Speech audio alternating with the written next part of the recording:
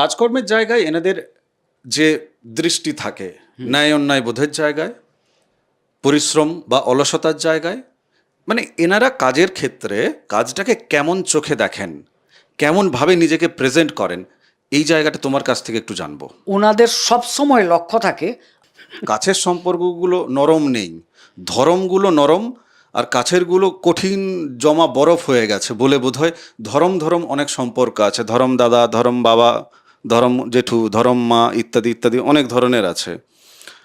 তো মা যদি হতে পারে, বাবাও হতে পারে। সেই জায়গা থেকে ঘটনা হচ্ছে যে বেশ কিছু জায়গা থেকে কিন্তু আপনাদের কর্মজীবনে বিড়ম্বনার জায়গা কিন্তু এরাই তৈরি করে আবার। কেননা আপনি যার কাছ থেকে সহযোগিতা নিয়েছেন তিনিই আপনার জীবনের হাল তার হাতে আপনি খানিকটা ধরে দিয়েছেন আবার। লগ্নের ক্ষেত্রে কি হয় জানেন, ওনার ওনার ভাব থাকে আমি ঠিক। এটা হচ্ছে মঙ্গলের ওই বৃশ্চিকের নেচার, আমি ঠিক, এবং আমি ভুল বলেও প্রতিপন্ন হলেও বুঝতে পারলেও আমাকে যেন প্রতিষ্ঠা করতে হবে যেটা আমি করেছি, যেটা আমি বলেছি সেটাই ঠিক। এটা এদের নেচারের মধ্যে আসছে একদম। এইটা করতে গিয়ে তো তারা অসুবিধায় পড়েন। আরে তুমি যত নিজেকে ঠিক ঠিক বলে বলো না কেন। নর্মদে হার। আজকের মূল এপিসোড শুরু করার আগে আপনাকে মা নর্মদার কৃপা আপনি কি করে পাবেন আপনাকে আমি জানাতে চাই। নর্মদাষ্টকমের শেষের যে পংক্তি, ইদম তু নর্মদাষ্টকম ত্রিকাল মেব ইয়ে সদা পঠন্তি তে নিরন্তরম না যন্তি দুর্গতিম কদা সুলভ্য দেহ দুর্লভম মহেশ ধাম গৌরবম পুনর্ভবা নরানা বে বিলোকয়ন্তি রৌরবম ত্বদীয় পাদ পঙ্কজম নমামি দেবী নর্মদে। আপনি যদি প্রতিদিন ত্রিকাল এই নর্মদাষ্টকম পাঠ করেন আপনি মায়ের কৃপা পাবেনই পাবেন, মায়ের কৃপা আপনার উপর বর্ষিত হবে। ফ্রি অফ কস্ট নর্মদাষ্টকম পাওয়ার জন্য হোয়াটসঅ্যাপে আপনি আমাকে লিখুন আপনার নাম এবং ঠিকানা দিয়ে, যে পিডিএফ বই চাই, আমি আপনাকে পাঠিয়ে দেবো সঙ্গে সঙ্গে। এই পিডিএফ বই আপনি প্রতিদিন 5 জনকে শেয়ার করুন। আর যারা নর্মদাষ্টকম পাঠ চক্রে অনলাইনের মাধ্যমে জয়েন করতে চান ফ্রি অফ কস্ট, তারাও আমাকে হোয়াটসঅ্যাপে লিখবেন। আসুন আজকের মূল এপিসোড শুরু করা যাক। নমস্কার, নর্মদে হার। শিবকুণ্ডা মা নর্মদাকে প্রণাম জানিয়ে আজকের এই এপিসোড শুরু হচ্ছে। আজকের এপিসোড বৃশ্চিক রাশি বৃশ্চিক লগ্নের মানুষদের জীবনে যারা কর্মক্ষেত্রে অশান্তি ভোগ করছেন, যারা কর্মক্ষেত্রে উন্নতি পাচ্ছেন না, যারা কর্মক্ষেত্রে ষড়যন্ত্রের শিকার হচ্ছেন, অপবাদ অপমান কিছু না করেও পাচ্ছেন। কেন পাচ্ছেন আপনি এর পূর্বজন্মে কি করেছিলেন সেই ঘটনাও টানবো, ওটা একটু তেতো লাগবে। আর আপনি কি করে আরও বেশি সফলতা পাবেন, শত্রু দমন করতে পারবেন, কর্মস্থলে অ্যাকচুয়ালি দমন হবে এবং নিজের উন্নতি হবে, কি করে হবে। আপনি আপনার জন্মছক থাকলে বের করে ফেলুন, মেলাতে থাকুন। যাদের নেই তারা যোগাযোগ করবেন, আর যাদের আছে তাদেরও যোগাযোগ করতে হবে, মেডিসিনের জন্য যোগাযোগ করতে হবে। যদি মনে হয় বিশ্বাসযোগ্য যদি হয় তাহলে মেডিসিন অবশ্যই নেবেন। বৃশ্চিক রাশি বৃশ্চিক লগ্নের মানুষ, আমি এনাদেরকে যেভাবে আমার অল্প জ্ঞানের জায়গা থেকে, দাদা তোমার 22 বছর, আমার সবেমাত্র কালকের আমি যেভাবে দেখেছি এনাদের একটা প্রতিষ্ঠা পেতে মাথার ঘাম পায়ে নয় পাতালে ফেলতে হয়। আবার প্রতিষ্ঠা যে মুহূর্তে জীবনে আসবে সেই মুহূর্তে নিজেই যেন নিজেকে ধূলিসাৎ করার জন্য তাণ্ডব নৃত্য চলছে। কেন এটা? বৃশ্চিক লগ্ন বা রাশির অধিপতি হচ্ছেন মঙ্গল, তার ষষ্ঠ স্থান সেটা হচ্ছে মঙ্গল। দেখুন আগে এই জায়গায় প্রথমত নিজের শত্রু নিজে। এরা নিজের কারণে তিনি কিন্তু কর্মে স্থিতি উন্নতি এইসবে একটু বাধাগ্রস্ত হন। এটাই নিজের কারণে মূলত একদম। তার অহংকার হোক, তার জোশ হোক, তার একটু বেশি পারদর্শিতা দেখানোর ভূমিকা থাক, কিংবা তার আচরণগত হোক, সেটা তো বলে দেবে লগ্ন চার্ট। তার যে কোনো কারণে হোক নিজেই কিন্তু নিজের শত্রুটা তৈরি করেন এবং নিজেই নিজের ধ্বংসের দিকে এগিয়ে যান শত্রুতার মাধ্যমে। বেশ। কাজকর্মের জায়গায় এনাদের যে দৃষ্টি থাকে ন্যায় অন্যায় বোধের জায়গায়, পরিশ্রম বা অলসতার জায়গায়, মানে এনারা কাজের ক্ষেত্রে কাজটাকে কেমন চোখে দেখেন, কেমনভাবে নিজেকে প্রেজেন্ট করেন, এই জায়গাটা তোমার কাছ থেকে একটু জানবো। ওনাদের সবসময় লক্ষ্য থাকে আমি যেইখানে কাজ করি আমি যেন সেখানকার চূড়ান্ত স্থানাধিকারী হই। এটা এদের প্রবল ইচ্ছা। আপনি যদি প্রশ্ন করেন কেন, আপনি ভালো করে দেখুন দশমপতিকে। দশমপতি হচ্ছে রবি। রবি, এবারে মঙ্গল। দেখুন রবি মানে সে চাইবে আমি যেন একটা প্রতিষ্ঠিত হই সব জায়গায়, মানে সর্বোচ্চ শিখরে আমি যেন অবস্থান করি, এটা তাদের লক্ষ্য থাকে। এই চিন্তা খুব ভালো চিন্তা। হ্যাঁ, এর অবশ্যই। জন্য আপনাকে হাজারবার আমি প্রশংসা করব। এইটায় হ্যাঁ। এইটায় কি হয়, এমন কিছু আচরণে তিনি জড়িয়ে পড়েন এটা পাওয়ার জন্য, এটা পাওয়ার জন্য। গেল। যেরকম কর্মনিষ্ঠাটাকে বাড়াবেন সেরকম দেখা যাবে ওনার মধ্যে একটা জিঘাংসা জাগ্রত হয়। মানে হিংসা। হ্যাঁ, জাগ্রত হয়ে যায়, আমি কেন পাবো না, আমাকে কেন দেওয়া হবে না, আমি নিশ্চিত ছিনিয়ে নেব। এই করে একটা হিংসার বাতাবরণ তৈরি করে। কারণ ষষ্ঠেও উনি, দেখুন ষষ্ঠেও হ্যাঁ, উনি। ওনারই নিজের শত্রু নিজেই। হ্যাঁ, এই আচরণের ফলে তাদের সৃষ্টি মানে ধ্বংসটা শুরু হয়ে যায় ওইখানে। তখন উনার যে বস, তিনি কি চাইবেন? বস কোনোদিন চেয়ার ছাড়তে চায় না, বস চেয়ার ছাড়তে চায় না। এ তো আর রাজপুত্র নয়, রাজা বললেন যে আমার পুত্র যোগ্য হয়েছে, এবার তাকে আমি সিংহাসন ছেড়ে দিই। ইনি তো সেনাপতি। আমি বলছি আগেকার দিনে কি হতো, রাজা তিনি দেখলেন আমার পুত্র যোগ্য হয়েছে, তার রাজ্যাভিষেক করাবো। এক্ষেত্রে কিন্তু সেটা নয়, কেউ কারোর চেয়ারটা ছাড়বে না। অর্থাৎ বস চেয়ার ছাড়তে চাইবেন না, ইনি কিন্তু চাইবেন যে কোনোভাবে চেয়ারটা দখল করতে, অর্থাৎ শ্রেষ্ঠ জায়গায় যেতে। তখনই দ্বন্দ্বটা শুরু হয়, সেখান থেকেই শত্রুতার সৃষ্টি হয়। চলো আমি এমন সিচুয়েশন দিচ্ছি যেখানে উনি ওনার নিজের বস, উনি একটা বিজনেস করছেন। হ্যাঁ, বিজনেস করছেন, হ্যাঁ, কিন্তু অবশ্যই। ঠিক আছে, হ্যাঁ, সেটাও তো কর্মজগৎ। হ্যাঁ, অবশ্যই। ধরো বিজনেসের জায়গায় ইনার বস হতে তো কোথাও আপত্তি নেই, না, বস তুমি তোমার নিজের বস। নিজের বস। তা সত্ত্বেও যে ধরনের মগজমারিগুলো আসে ওনার জীবনে, সেই মগজমারিগুলো কেন আসে? উনার সপ্তমপতি হ্যাঁ। হয় ষষ্ঠে, না হয় অষ্টমে, না হয় দশমে চলে গেছে।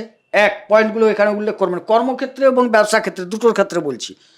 অথবা সপ্তম স্থলে ব্যবসার ক্ষেত্রে বা কর্মস্থলে ব্যবসার ক্ষেত্রে গ্রহণযোগ তৈরি হয়েছে। কর্মক্ষেত্রে গ্রহণযোগটা মারাত্মক ক্ষতি করবে ওনার। সপ্তম ক্ষেত্রে কিছুটা হয়তো ব্যবসা বন্ধ করে দেবে, আবার হবে ইত্যাদি। গ্রহণযোগ মানে কে কে বসে আছে? রাহু আর রবি। রবি দেখুন কর্মাধিপতি, কর্মাধিপতি। ওই জায়গায় যদি ওই ঘরে রবি থেকে থাকেন, রাহু এসে ঢুকে যায়, গ্রহণযোগ তৈরি হয়ে গেল। কিংবা কর্মাধিপতি অন্য জায়গায় গেলেও সেখানে গ্রহণযোগ তৈরি হয়ে গেল, তাইলে কিন্তু সেখানে গ্রহণযোগ কর্মচ্যুত হবেই ওই টাইমটার জন্য। কর্মস্থলে বিষ যোগ তৈরি হয়ে গেল, কোনো কারণে কর্মস্থলে বিষ যোগ তৈরি হয়ে গেল, কর্মে বিষাক্ত ভাব আসবে। যে কর্মটা করবেন তার মন থাকবে না ওখানে, বা মন রাখার চেষ্টা করলেও যে কোনো পরিবেশ ওকে বিষাক্ত করে দেবে। কর্মস্থলে কর্মপতি ওখানে নেই, চন্দ্র একা বসে আছে, তার দুদিকে কোনো গ্রহ নেই, কেমদ্রম যোগ তৈরি হয়ে গেল।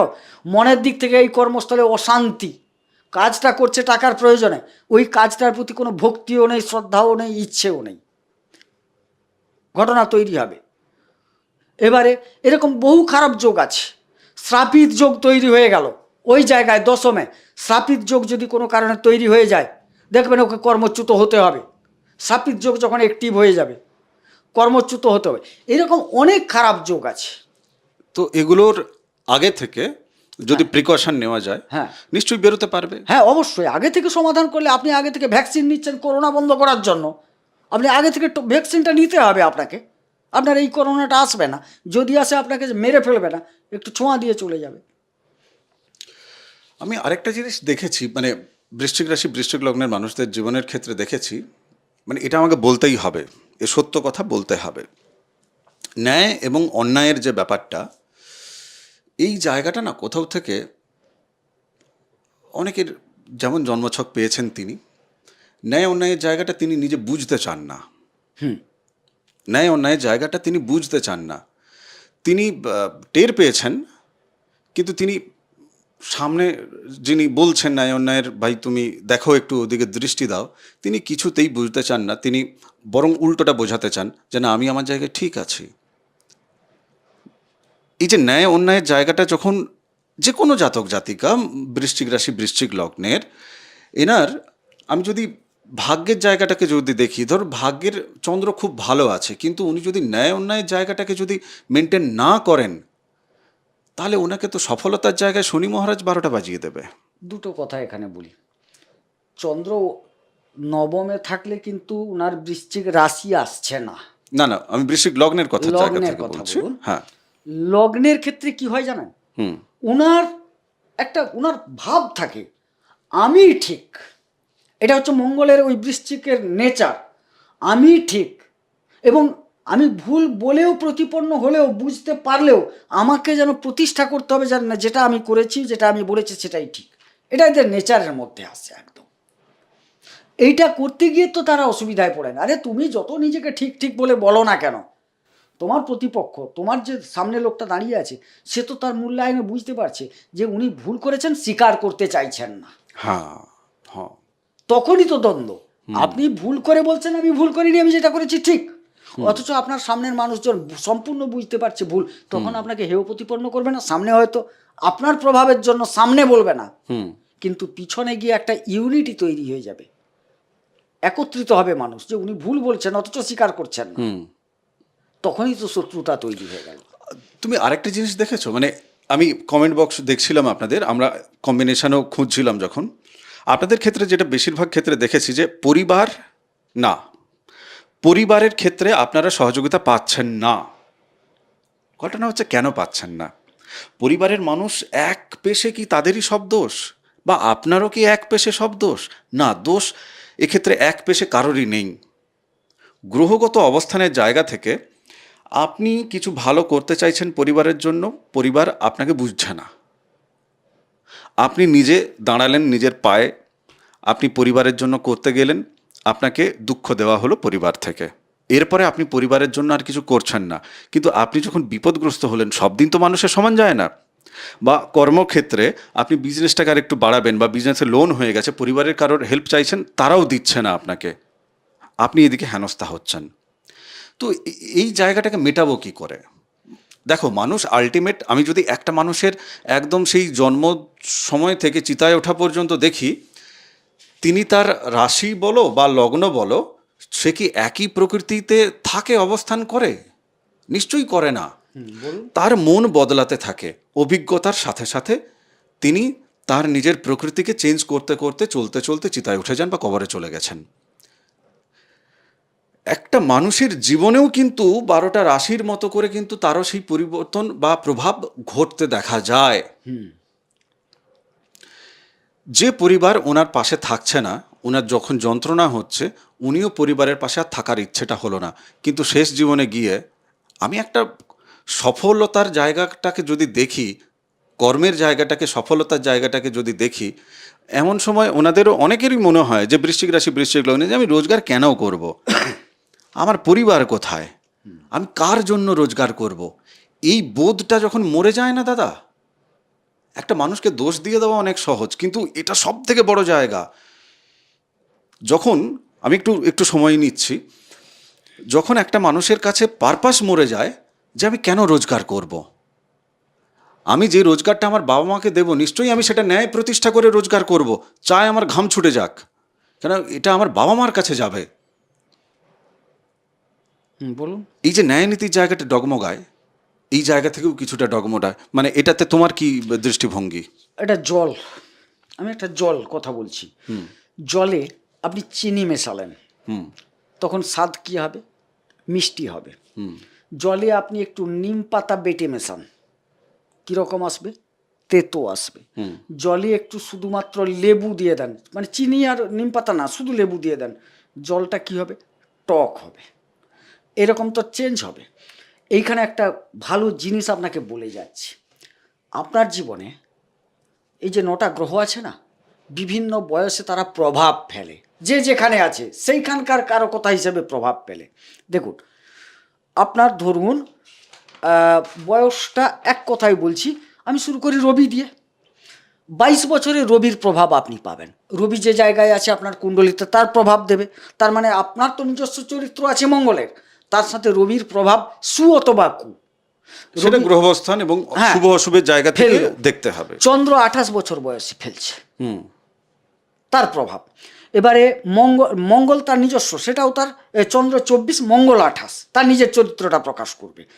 32 বছর বয়সে বুধ ফেলছে, তাহলে যদি বুধ খারাপ জায়গায় থেকে খারাপ ফল পাবেন, বুধের প্রভাব শুরু হবে। এবং সেই জায়গা থেকে কর্মটাও বিগড়াচ্ছে। হ্যাঁ, বিভিন্ন গ্রহের প্রভাব বিভিন্নভাবে আসছে। 16 বৎসর বয়সে বৃহস্পতির প্রভাব, আপনার মাত্র 16 বছর বৃহস্পতির প্রভাব শুরু হয়ে গেল। শুক্র 25 বছরে তার প্রভাব বিস্তার করছে, শনি 36 বছরে গিয়ে প্রভাব বিস্তার শুরু করছে, এরকম। আবার রাহু কেতু রাহু 42 বছরে গিয়ে প্রভাব বিস্তার করছে।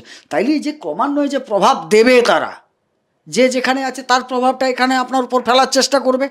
সেই মতো কোনটা নিম পাতা, কোনটা চিনি, কোনটা হলুদ জল, কোনটা লেবুর জল, আপনার চরিত্র তো অলরেডি কিঞ্চিত হলেও পরিবর্তন হবে, পুরো পরিবর্তন হবে বলবো না, কিঞ্চিত কিঞ্চিত তো পরিবর্তন হবে। কখনো আপনি আপনার ভালো, কখনো আপনি খারাপ, এরপরে নির্ভর করছে আপনার দশা অন্তর্দশা। ধরুন 42 বছরে রাহুর প্রভাব আপনি পাবেন, আপনাকে বললাম 42 বছরেই দেখা গেল কি 43 বছরে আপনার রাহুর দশা ঢুকে গেল, তাইলে রাহুর দশার প্রকটতাটা কত বৃদ্ধি পেল। একে কালপুরুষ চক্রানুসারে সে 42 বছরে আপনাকে প্রভাব দেবে, প্লাস সে ভোগকাল তার রাহুর দশা শুরু হয়ে গেল। এবারে রাহু যদি আপনার খারাপ জায়গায় থেকে আপনাকে একদম উৎপাত মুচিয়ে দেবে জীবনে, আবার রাহু যদি ভালো জায়গায় পৌঁছে আছে বা গেছে, আপনি 42 বছরে গিয়ে ডেভেলপ করে যাবেন, যেটা আপনি কল্পনা করতে পারেননি। বোঝা গেল জিনিসটা? অথচ ওই জাতক জাতিকা তিনি দেখা যাবে তার যুবক বয়সে কর্মক্ষেত্রে তিনি এত আনএথিক্যাল প্র্যাকটিস করেছেন, হ্যাঁ, যেটা দরকারই ছিল না। দরকারই ছিল না। কেননা জীবনে আপনার জন্য তখন সেটাই ভালো যা আপনার জন্মছকে লেখা আছে। যখন সফলতা লেখা আছে তখন না ভোগের জায়গাও লেখা আছে।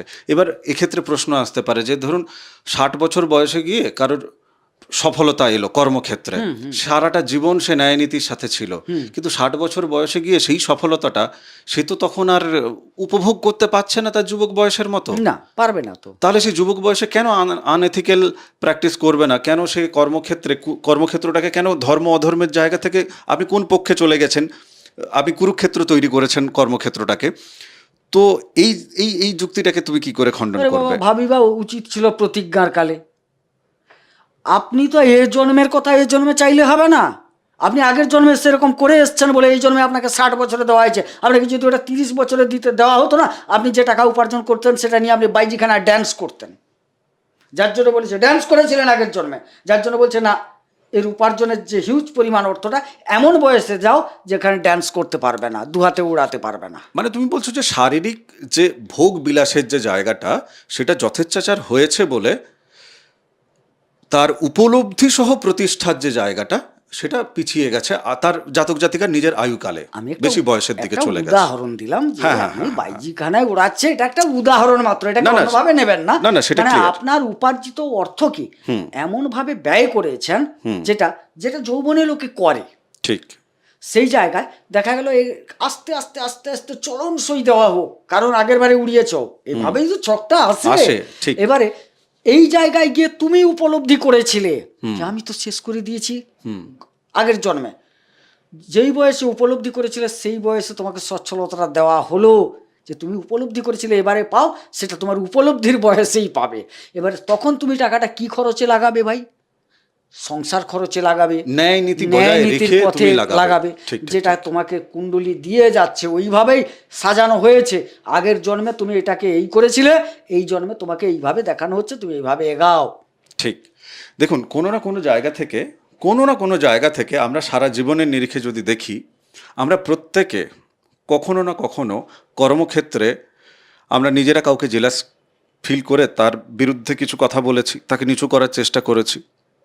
কখনো আমরা নিজেরাও সেটা পেয়েছি। একই সাথে দুটোই কিন্তু চলতে থাকে। আমাদের মধ্যে দোষ গুণ প্রত্যেকের মধ্যে আছে, আমাদের প্রত্যেকের মধ্যে আছে।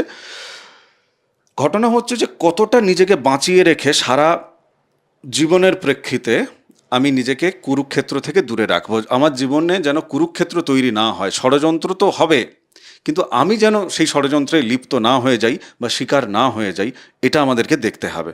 এই জীবনটাকে যতটুকু আমি বাঁচাতে পারবো, পরের জীবনটা আমার আরও বেশি করে সুন্দর হবে। পরের জীবনে আরও আপনি সঠিকভাবে জায়গাটা পাবেন, যেটা তুমি বলছো আর কি।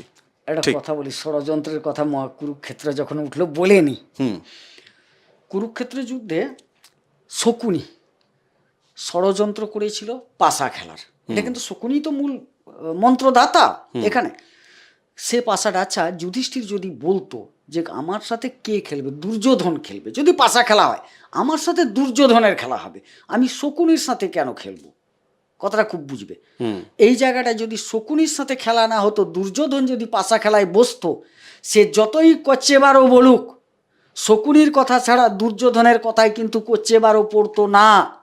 কারণ শকুনির বাবা তিনি বলে গেছিলেন যে তো আমার হাড়ে তুমি পাশা বানাও, তোমার কথা মতো আমি পড়বো।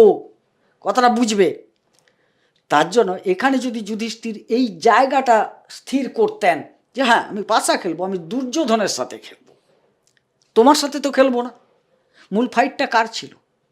শকুনির সাথে ছিল না, মূল ফাইটটা তো ছিল দুর্যোধনের সাথে, মানে কৌরব প্লাস পাণ্ডবের। তুমি একটা দুর্ধর্ষ পয়েন্ট আমার জন্য রেডি করে দিলে, প্রেক্ষাপট যেটা আমি বলতাম। বৃশ্চিক রাশি, বৃশ্চিক লগ্নে মানে জাতক জাতিকা বিভিন্ন বয়সের ভেদে দেখা যায় যে এনাদের ধরম ধরম বহু সম্পর্ক আছে। কাছের সম্পর্কগুলো নরম নেই, ধরমগুলো নরম, আর কাছেরগুলো কঠিন জমা বরফ হয়ে গেছে বলে বোধহয় ধরম ধরম অনেক সম্পর্ক আছে। ধরম দাদা, ধরম বাবা, ধরম জেঠু, ধরম মা, ইত্যাদি ইত্যাদি অনেক ধরনের আছে। তো মা যদি হতে পারে, বাবাও হতে পারে। সেই জায়গা থেকে ঘটনা হচ্ছে যে বেশ কিছু জায়গা থেকে কিন্তু আপনাদের কর্মজীবনে বিড়ম্বনার জায়গা কিন্তু এরাই তৈরি করে আবার। কেননা আপনি যার কাছ থেকে সহযোগিতা নিয়েছেন তিনি আপনার জীবনের হাল তার হাতে আপনি খানিকটা ধরে দিয়েছেন আবার, সুপরামর্শের উপলক্ষে, জ্ঞান নেওয়া দেওয়ার উপলক্ষে। এবং সেটাই আবার একটা সময় আপনার স্বাধীনতাকে ব্রেক করছে। আপনি তখন বলছেন যে তুমি আমাকে সহযোগিতাটা করো, প্লিজ জ্ঞান দিও না, আর জ্ঞান নিতে পারছি না। ঠিক আছে, এমনও জায়গা আপনাদের জীবনে দেখা যায়। এই জায়গাটাকে অনেকে ওভারকাম করতে পারে, অনেকে আবার ওভারকাম করতে পারে না, তারা গুমরে গুমরে চলছে। এই জায়গাটা এনাদের জীবনে কেন আসে? মানে দেখুন, কর্মক্ষেত্রে আপনি ষড়যন্ত্রহীন কখন? যখন আপনার হৃদয় যেটা বলছে, বিবেক যেটা বলছে, বুদ্ধি যেটা বলছে, আপনি সেটাকে ন্যায়নীতির সাথে রাখতে পারছেন আপনার জীবনে, তখন আপনি ষড়যন্ত্র মুক্ত হলেন। সব ষড়যন্ত্র তো কেবল শত্রুভাবে হয় না, নরমভাবেও কেউ আপনাকে আটকে দিচ্ছে। আপনি কি জানেন আপনি জীবনের কোন কর্মটা করতে এসছেন এই জীবনে? যিনি আপনাকে আটকাচ্ছেন তিনিও কি জানেন? আপনি জানেন না, বিকজ অফ আপনি আপনার জন্মছক নিয়ে কখনো এই প্রশ্নটা রাখেননি যে আমার কোন কর্ম এই জীবনে আমি করতে এসেছি, তাই না? তো এই কম্বিনেশনের জায়গা থেকে কেন আটকে যায়? একটা কথা হচ্ছে, যে মতে নাশ জীব প্রাণী বুদ্ধি দিয়ন্তি পেঁচা শুনি। মানে ওনাদের জীবনে এই যে ধরম করম অনেক গল্প শোনালেন না, ওরা হচ্ছে এদের জীবনের একটা পেঁচা শুনি। মানে প্যাঁচাশুলি মানে মানে ওরাই ওদের ধ্বংসের পথ, তার মধ্যে 5 জনের মধ্যে একজন ওদের ধ্বংসের পথটা রচনা করে। হ্যাঁ, মানে আমি এটা দেখেছি। ওদের বুদ্ধির দ্বারা আমি কোনো না দেখেছি কোনোভাবে এটা। পরিচালিত হলেই এদের ধ্বংসটা সূচিত হয়। আবার বলি, এটাও ঘটবে, জন্মকুণ্ডলিতে ওটাই দেওয়া আছে। কিন্তু আমরা কি বলি, যে আপনাকে একটু আলো দিই, অর্থাৎ আপনাকে যদি আগে থেকে আমরা বলে দিই যে আপনার দেখুন কোনো কারোর বুদ্ধি নিয়ে চলবেন না, তাইলে আপনি ঠকে যাবেন। এটা যদি আমরা অ্যালার্ট করে দিই, তাইলে ওনার যতজন থাকুক তার মাথায় যদি থাকে যে আমি কারোর বুদ্ধিটা নেব না, তাইলে তার পথটা মোটামুটি একটু মসৃণ হবে। আর যদি সেটা না জানতে পারেন, তাহলে এই বুদ্ধি দিয়ন্তি পেঁচাশুনির বুদ্ধি পেয়ে তিনি পথে হাঁটবেন, সেখানে তিনি পড়ে আঘাতপ্রাপ্ত হবেন, মরবেন, অর্থাৎ কর্মচ্যুতও হবে, কর্ম হারিয়েও যাবে, বা আরও জীবনের বহুবিধ ক্ষতিগ্রস্তের দিক তৈরি হবে। সমাধানের রাস্তা অবশ্যই আছে। আপনারা স্ক্রিনে যে নাম্বার আছে হোয়াটসঅ্যাপ করবেন। আপনার জন্মছক বিচার করার দায়িত্ব যদি আপনি দেন আমাদেরকে, তাহলে সেটা দেখে আপনাকে আপনার জীবনের 12টা দিকে কোন কোন দিকে কি কি আচরণ বা কি কি জায়গা থেকে আপনার জীবনে শত্রুতা আসছে এবং সেটা আপনার কর্মের যে উন্নতি সেটাকে এফেক্ট দিচ্ছে, ব্যাড এফেক্ট দিচ্ছে, আপনাকে আটকে দিচ্ছে, টাকা পয়সা রোজগার করতে দিচ্ছে না, খরচা করিয়ে দিচ্ছে। ঠিক আছে, তো সেই জায়গাগুলোকে কিন্তু ক্লিয়ার আউট কীভাবে হবে সেটা গোবিন্দবাবু আপনাকে সাজেস্ট করে দেবে। আপনি হোয়াটসঅ্যাপে লিখবেন যে আমি গোবিন্দবাবুর সাথে কথা বলতে চাইছি, কেমন, আমার জন্মছক বিচার করাতে চাইছি। লাস্ট একটা কথা শুধু বলবো আপনাকে, আমি ক্লোজিংয়ে যাচ্ছি দাদা। হ্যাঁ, অবশ্যই। লাস্ট একটা কথা শুধু বলবো আপনাকে, আপনি আপনার নিজের জীবনের যে সত্য সেটুকু জানুন। আয়ু ফুরিয়ে যাবে, অন্যের জীবনের পথ তো আপনি চলতে পারবেন না। কিন্তু আপনার জীবনের পথ থেকে যদি অন্যের কথায় সরে গিয়ে এদিক ওদিক করেন, তাহলে কি হবে? বেকার সময় নষ্ট হলো। যতটা পথ আপনি এগোতে পারতেন সেটা তো আপনি পারলেন না। আপনাদের শেষ জীবন নিয়ে আমি আলোচনা করছি না। শেষ জীবন আপনাদের কেমন হয় তার একটা প্যাটার্ন আমি দেখেছি। 2024 সালে প্রায় কয়েক হাজার লোকজন আমাদেরকে দিয়ে জ্যোতিষ বিচার করিয়েছেন। 2025 সালেও তাই। সমস্ত পিডিএফ কপি আপনাদেরকে পাঠাই, কিন্তু হার্ড কপি আমাদের নিজেদের কাছে থাকে, ওইগুলো স্টাডি চলতে থাকে। সেই জায়গা থেকে যা প্যাটার্ন দেখেছি, আমি যাচ্ছি না, কেননা এক একটা যুগে এক একটা রাশিচক্রের এক একটা রাশি লগ্নের মানুষের প্যাটার্ন প্রায় একরকম হয়, কেননা সেই যুগটাকে সেই রাশি বা সেই লগ্নের যে অধিপতি যারা গ্রহ তারা লিড করে, তো তাদের প্রভাব তখন সেইভাবে বেশি হয়। সেই জায়গা থেকেও বিশ্লেষণ করে আমি আপনাকে এই কথাটা বলছি। যাই হোক, তপভূমি নর্মদা, মা নর্মদার মাহাত্ম্য কথা অডিও সিরিজ আছে, 365 এপিসোড। প্লিজ আপনি শুনবেন, বাকিদেরকে মা নর্মদার কথা বলবেন, এই অনুরোধ আমি রাখছি। ভালো থাকুন, সুস্থ থাকুন, ভক্তির পথে থাকুন। নমস্কার। নর্মদে হার। নর্মদে হর।